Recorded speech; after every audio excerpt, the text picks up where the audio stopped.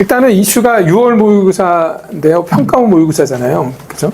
근데 제가 오답률 EBS에서 자료를 좀 뒤에 페이지에다가 이렇게 하나 적어왔습니다. 잠깐 보시면서 얘기 좀 하시죠. 네. 이제 이렇게 모아놓고 비교하는 거를, 네, 이제 보통은 못 보시기 때문에 지금 한번 이렇게 같이 보시면 좀 재밌습니다. 그래서 제가 간단하게 설명을 좀 해드리겠습니다. 제가 이제 두 장을 중간에 찍어서 이렇게 펼치시면 딱 나옵니다. 근데 맨 오른쪽에 나와 있는 그 줄이 그게 이제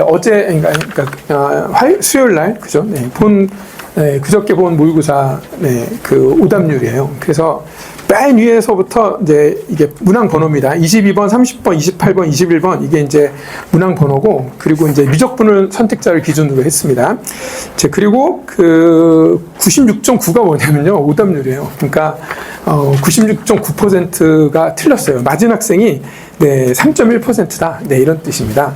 아까 제가 여기 뒤에서 줄 서가지고 대기하고 있다가 김정은 선생님이, 네, 국어는 60%, 오답률 60%면 킬로문항이라고 얘기한다 그래서 제가 깜짝 놀랐습니다. 수학은요, 네, 90% 돼야지 킬로문항이라고 해요. 그러니까 60%, 70%, 네, 80% 뭐 이 정도는요, 수학에서는 킬로문항이라고 얘기하기 어렵고요. 네, 80% 정도 되면 중킬러 정도 얘기한다고 그러고요. 네, 90%. 한번 보실래요? 거기 보시면 그 옆에가 작년 수능이고요. 네, 세 번째 줄이 재작년 수능이고, 그 다음에 마지막에 있는 것이 작년 6월이에요. 근데 보시면 거기 90%대의 오답률을 가지고 있는 문항이 꽤 되죠. 그렇죠? 네, 재작년이 좀 되게 이제 재밌는데요. 네, 우리 네, 전 대통령이시죠. 네, 그분이 2023년 6월에 평가원장을 비롯해서, 네, 이렇게 다 잘랐어요. 네, 왜냐하면 킬로문항 낸다고.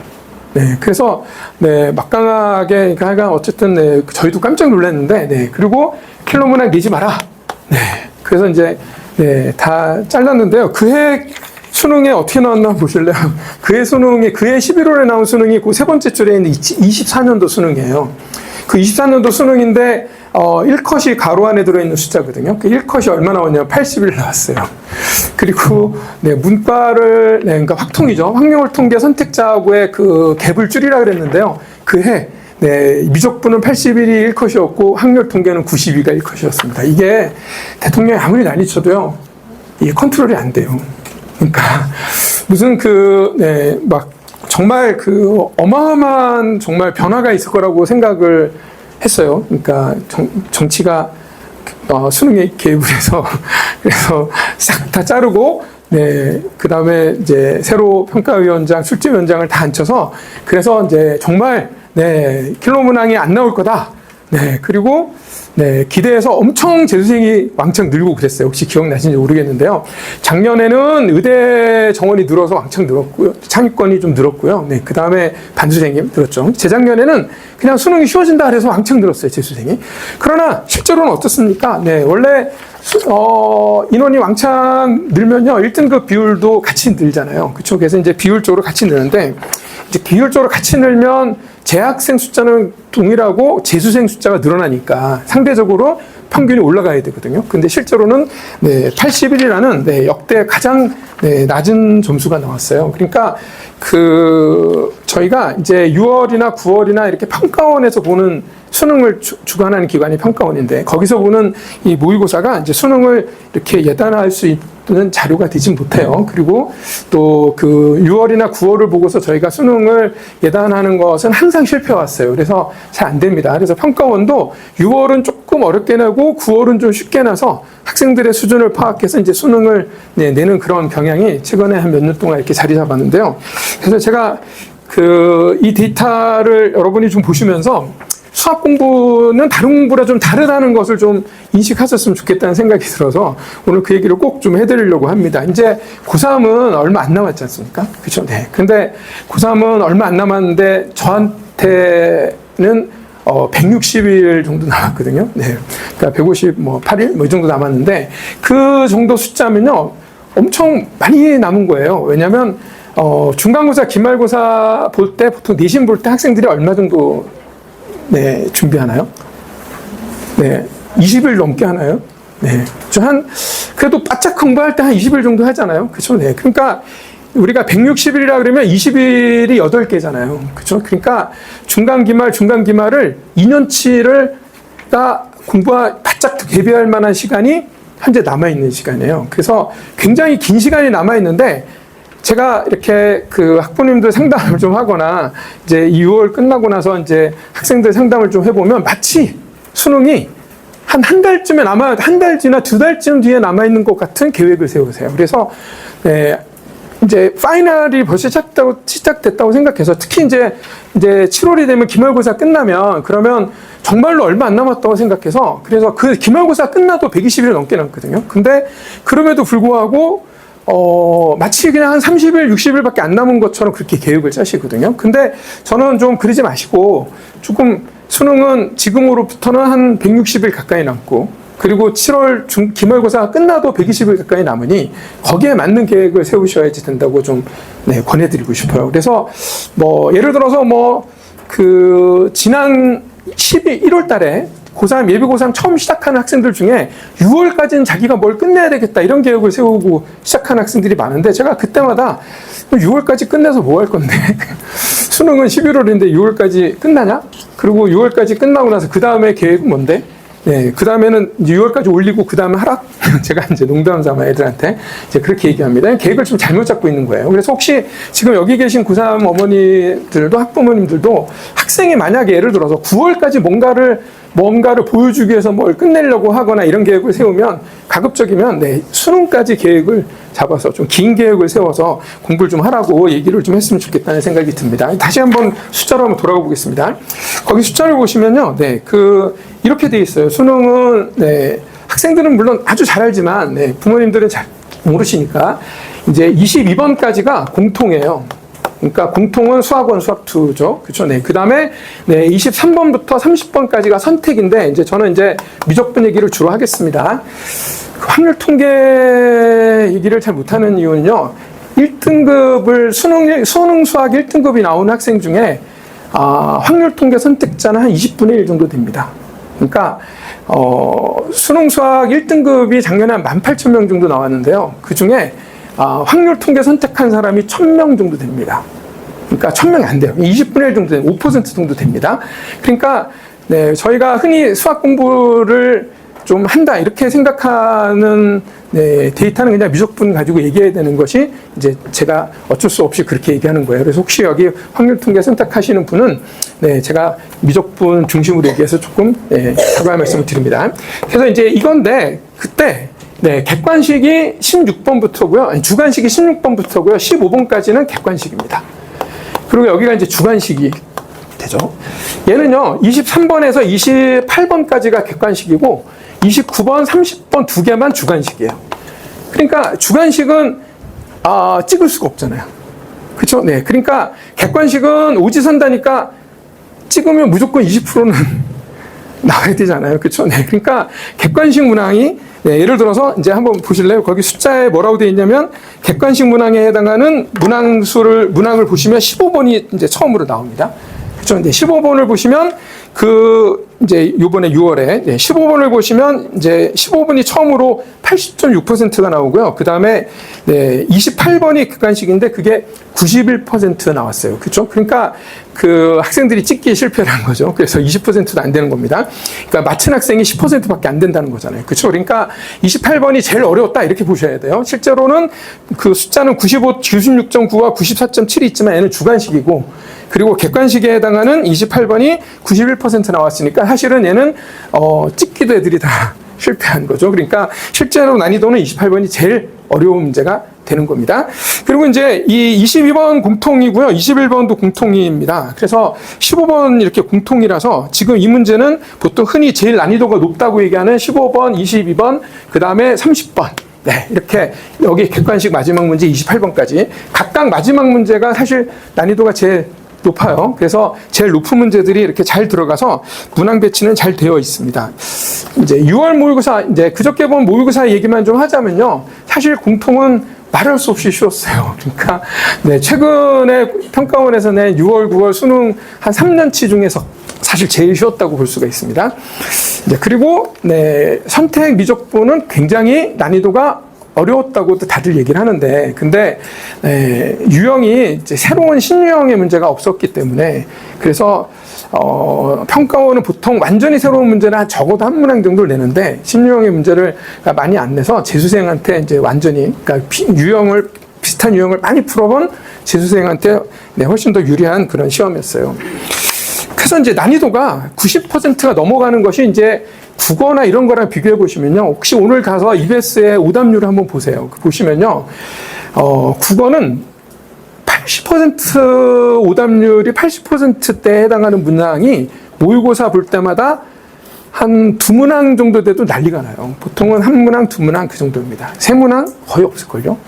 근데 이제 수학은 보시다시피 이번 모의고사는 90%대 오답률이 3개나 되지 않습니까? 그렇죠? 네. 그러니까 보통 시간을 얼마 정도를 들여야 되느냐? 그러니까 국어에 들어가는 시간보다 수학은 엄청 많은 시간을 들여야, 그래야 이제 겨우 간신히 해결이 된다고 할까요?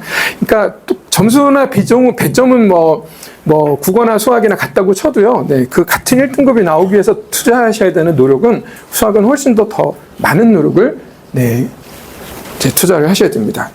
그리고 이제 제가 설명회 때마다 나와서 계속 그 똑같은 얘기를 계속 한다고, 철인 선생님 맨날 하는 얘기가 똑같아요. 뭐 이런 얘기를 하시는 부모님들이 계시다고 하는데, 제가 그래도 한 번만 더 얘기를 하겠습니다. 수학은요, 학생이 성적이 안 나왔을 때, 그 학생이 그러니까 최상위권 문제들을 못 풀었을 때, 그 학생이 어떤 문제를 안 풀어보거나, 또는 어떤 문제에 대한 유형에 대한 훈련이 부족해서 안 나오는 게 아니고요.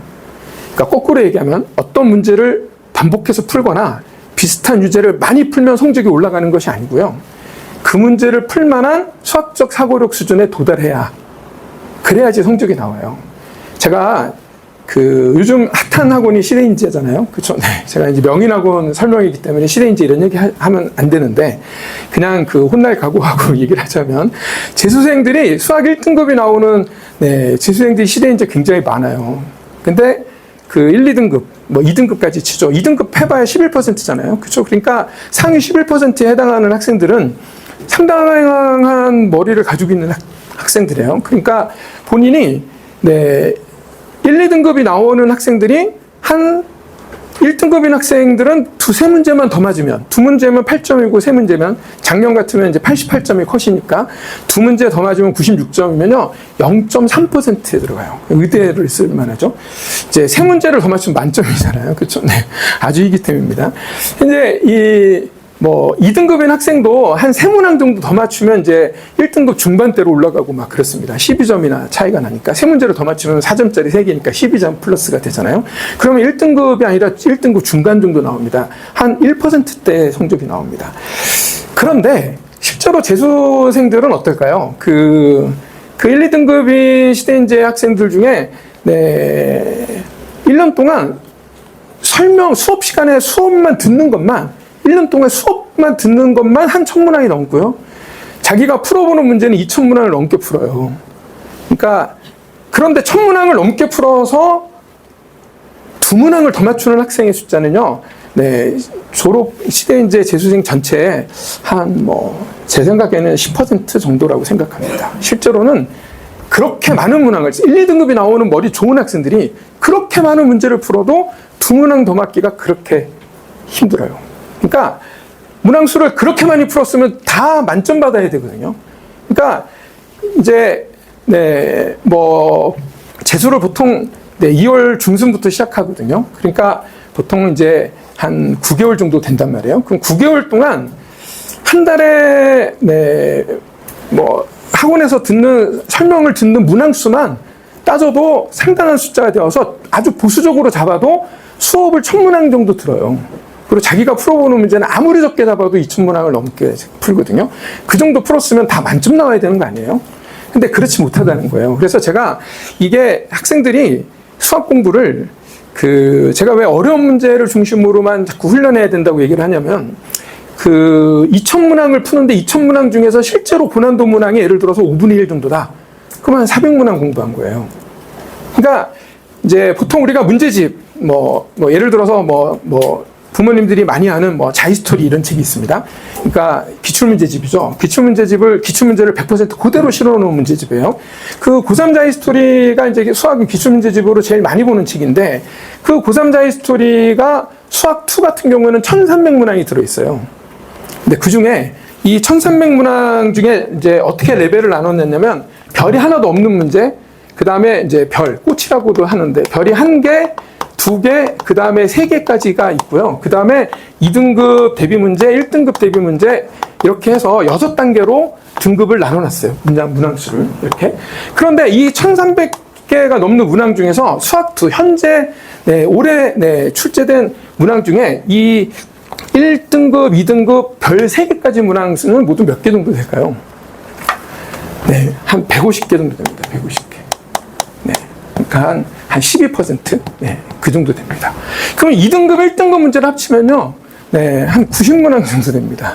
그러니까 무슨 말이냐면, 이 1300개나 되는 이 문항이 들어있는 이 자이스토리를 풀 때, 앞에 있는 얘네들은 아무리 많이 풀어도 실제로 성적 향상에 도움이 안 된다는 거죠. 그러니까 이제 가급적이면 여기 나와 있는 문제를 정말 얼마나 깊이 있게 출제자가 출제하는 의도까지 파악하는 수준에서 깊이 있게 이해하고 그것을 자기가 정말 누구한테든지 설명할 수 있는 정도의 수준으로 충분히 깊이 있게 출제자의 수준으로 이해를 했을 때, 그때 비로소 살짝 조금 올라가는 거예요. 그러니까 제가 이제 드리고 싶은 말씀은, 이제 문제를 많이 푸는데 자기가 언제나 풀어도 풀 수 있는 문제를 계속 붙들고 있다면 말리고, 시간이 좀 오래 걸려도 하루에 한 30번 문제밖에 못 풀더라도 그 문제를 훈련하고 걔를 반복하는 것이 훨씬 더 중요하다는 말씀을 정말 꼭 드리고 싶어요. 그래서 학생들이 그 고난도 문제를 가지고 훈련을 하면 수학적 사고력이 향상되어서, 그래서 점수가 오릅니다. 150일 동안의 수학적 사고력이 향상될까요? 수학적 사고력에 초점을 맞춰서 공부하면 향상이 됩니다. 그러니까 그냥 한 100일만 해도 수학적 사고력은 자기 단계를 한 단계로 올라갈 수 있어요. 이제 그 수학적 사고력을 향상시키기 위해서 물론 가르치는 내용이 좀 달라져야 되지만, 제가 한 문제를 보통 설명하는데, 제가 6시간 수업하면 보통 그러니까 3시간 수업하면 보통 6문항 정도 수업하거든요. 그러니까 한 문항당 30분 정도 걸려요. 그러니까 그 30분 내내 설명하는 건 아니고요. 학생 보고 한 3분 정도 주고 문제를 풀어보라 그래요. 그러면 이제 처음에 3분 정도 동안에 문제를 읽는 정도에 그치죠. 그러면 제가 1단계로 전반부 풀이 정도를 해줘요. 문장 전체의 전반부 풀이를 한 5분에서 10분 사이에 해줍니다. 그리고 그까지 학생들 보고 한번 풀어보라고 남은 과정을 또 도전해보라고 얘기합니다. 그리고 이제 학생들은 여전히 정답이 안 나오니까 이제 제가 후반부를 설명해주고 마무리를 이제 지어서 학생들 보고 네가 이제 다시 한번 풀어봐 하는 데까지 걸리는 시간이 한 문항당 한 30분 정도 걸립니다. 그래서 제가 수업 시간마다 3시간 동안 6문항밖에 못 풀어요. 그런데 저희가 해야 될 문항이 엄청 많은 것이 아니라 실제로는 이 정도 숫자가 되는 거예요. 그러니까 남아있는 동안에 이제 그 무엇을 공부하느냐의 문제인데요. 저는 그 남아있는 동안에 좀 고난도 문제 중심으로 깊이 있게 이해하는 수업을 하셨으면 좋겠는데요. 여러분이 잘 아시는 인강 강좌는요, 그런 것이 없어요. 그래서 저희 수업 듣는 학생들도 다 그 인강을 듣다가 이렇게 넘어오는 학생들인데, 그 인강은 학생들이 많이 듣지 않습니까? 근데 한번 이제 제가 인강 강사라고 생각하고 한번 입장을 한번 바꿔서 생각해 보시면요. 인강에 그렇게 많은 학생들이 듣는데, 예를 들어서 1, 2등급 10%를 위한 수업을 제가 한다고 생각을 한번 해보세요. 그러면 학생들이 얼마나 많은 학생들이 그 수업을 못 알아들을까요? 또는 떨어져 나갈까요?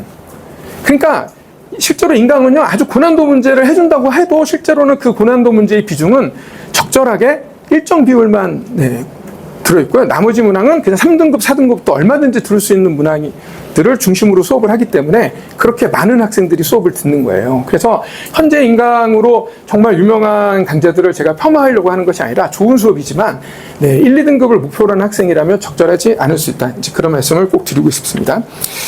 그러니까 이제 3학년이 남아있는 이제 7월부터 제가 이제 이야기 기준으로 잡고 이 말씀을 좀 드리면, 요즘 시대인재 수업 콘텐츠를 소화하려고 대치동 가는 학생들이 엄청 많다고 그러더라고요. 근데 이제 제가 고3 현재 고3 학생들 데리고 시대인재 콘텐츠 전체 수업을 하고 있습니다. 그리고 시대인재 콘텐츠는 인강이 없어요. 그래서 이제 가서 수업을 듣거나 아니면 뭐 하는 방법밖에 없는데 굳이 거기까지 안 가셔도 저희 수업을 들으시면 됩니다. 제가 아주 자신 있게 말씀드릴 수 있는 거는 거기서 수업을 듣는 것보다 훨씬 더 빠른 풀이를 알려드릴 수 있습니다. 그러니까 이제 보통 기출문제도요. 예를 들어서 한 2년만 지난 기출문제도 한 해설 강의가 10개가 넘어요.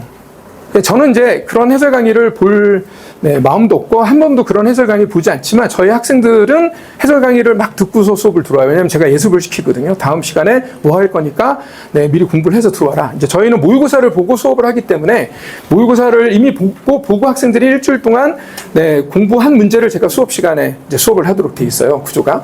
근데 이제 그렇게 학생들이 이미 공부하고 들어왔지만 저희 수업을 또 듣는 이유는 제가 그보다 훨씬 더 빠른 풀이를 보여줍니다. 그래서 한 10문제 중에서 8, 9문제는 이제 처리수학 수업이 제일 빠르다고 이제 저희 수업을 듣는 학생들은 다 그렇게 얘기합니다. 근데 이제 빨라지려면요, 어떻게 해야지 빨라지냐면 제가 하는 것처럼 그렇게 한 문제를 아주 깊이 들여다보고 정말 자세하게 설명을 해주고 그래야 학생들이 빨라질 수가 있는 거예요. 그러니까 그냥 많이 푸는 게 중요하지 않고 깊이가 중요하다. 그래야지 속도도 올라간다. 이제 그런 말씀을 좀 드리고 싶습니다. 그러니까 깊이가 얼마나 깊으냐에 따라서 그 학생이 킬러 문항도 풀 수 있고 속도도 올라갑니다. 이제 그리고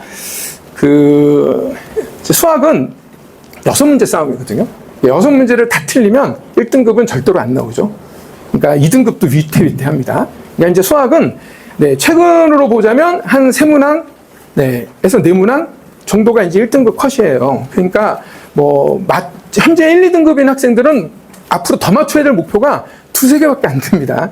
그러니까 2-3개만 더 맞춰도 1등급, 2등급이 1등급, 2개만 더 맞춰도 2등급이 1등급이 되고요. 1등급인 학생은 한두 문제만 더 맞춰도 1% 안에 들어갑니다. 그러니까 4점씩 건너뛰기 때문에 그냥 다른 과목이랑 조금 달라요. 그래서 제가 앞으로 남아있는 시간 동안에 이제 막 이상한 수학 공부하지 마시고 한 4문항 정도만 목표로 앞으로 한 150일을 투자를 하시면 4문항 정도로 확실하게 더 맞겠다 이렇게 생각하고 투자를 하시면 그러면 저는 아주 성공적인 남아있는 시간 마무리를 할 수 있다고 생각이 듭니다. 시대인재 콘텐츠뿐 아니라 대성 이투스 전국 모의고사도 다 소화를 합니다. 그래서 매주 모의고사를 한 회를 풀고요. 7월부터는 2회를 풀어요. 그래서 2회의 모의고사를 풀고 그 문제 중에서 고난도 문제만 아주 깊이 있게 해설하고 그리고 기출문제, 거기에 유사한 기출문제들도 지금까지 나와 있는 수능 평가원 기출문제도 같이 정리를 하는 방식으로 수업을 하고 있습니다. 그래서 수업 시간이 수학은 줄어들 수가 없어서 공통과 미적분으로 나눠서 수업을 하고 있어요. 제가 2학년 어머님들이 좀 계셔서 제가 2학년 어머님들한테도 시간표 안내만 살짝 하고 내려가겠습니다. 2학년 여름방학 때 해야 될 가장 중요한 과목이 뭘까요? 운정학생들은 이제 미적분이 남아있으니까 당연히 미적분에 주력하셔야 되죠. 그리고 운정학생들을 제외한 나머지 학교 학생들 2학년들은 이제 수학2가 2학기인데 저는 미적분을 미루지 마시고 이번 여름에 반드시 미적분 하셔야 된다고 꼭 말씀을 드리고 싶어요. 수학2의 킬러 문항의 개수보다 미적분 킬러 문항의 개수가 2배가 넘습니다. 그래서 고1 수학에 집중하느라 수학원 수학2를 놓치는 건 되게 어리석거든요. 근데 이제 마찬가지예요. 지금도 수학2보다 좀 더 상위에 있는 미적분의 여름방학을 투자를 하셔야 집중하셔야 물론 다 같이 하셔야 되지만 그래야 시너지가 있습니다. 그래서 이번 여름에 미적분이 아직 안 되어 있거나 또는 그런 걸 떠나서 하여간 무조건 전원이 다 미적분 공부하셔야 돼요. 확률 통계를 선택하는 학생이 아니라면 미적분 공부를 무조건 하셔야 됩니다. 그래서 꼭 미적분 하시라고 좀 권해드리고요. 그리고 제가 이제 시간이 다 돼서 내려가야 되는데 기출문제가 얼마나 중요한지를 아까 이제 김정은 선생님도 얘기하시던데 수학은 고3은요 2학년까지는 기출문제가 100이고요. 그리고 고3은요 대성 이투스 시대인재 실전 모의고사를 다 하셔야 돼요. 왜냐하면 기출문제가 좀 유행을 심하게 타요, 수학이. 그래서 한 5년 전것만 해도 이제 수학은 안 나와요. 그래서 그 최근에 한 3, 4년 정도의 유형만 가지고 정말 경쟁이 너무너무 치열해서 네, 대성 이투스가 이제 이렇게 주름 잡고 있던 모의고 시장에 시대인재가 작년에 이제 뛰어들었거든요. 그래서 이제 오픈 시장이 됐는데, 그래서 이 세 개 업체에다가 올해는 이제 매각까지 들어와서, 그래서 네 개 업체의 경쟁이 어마어마하게 치열해서 이제 정말 업체들이 사활을 걸고, 그리고 좋은 문제와 네, 좋은 예상 문제를 만들려고 정말 각축전을 벌이고 있는데요. 그래서 진짜 좋은 문제들과 좋은 모의고사가 계속 나오고 있어요. 그래서 다른 거 하지 마시고요. 그냥 시대인재 모의고사, 그 다음에 네, 또 대성, 전국 모의고사, 이투스 모의고사는 네, 꼭 하셔야 됩니다. 네, 저희 수업에 들어오시면 제가 다 해드립니다. 그래서 저희는 이제 시대인재 남아있는 가을 학기에 남아있는 그 고3 콘텐츠는 전부 다 하니까, 그러니까 네, 대치동 가지 마시고 그냥 수업에 들어오시면 됩니다. 네, 네, 감사합니다.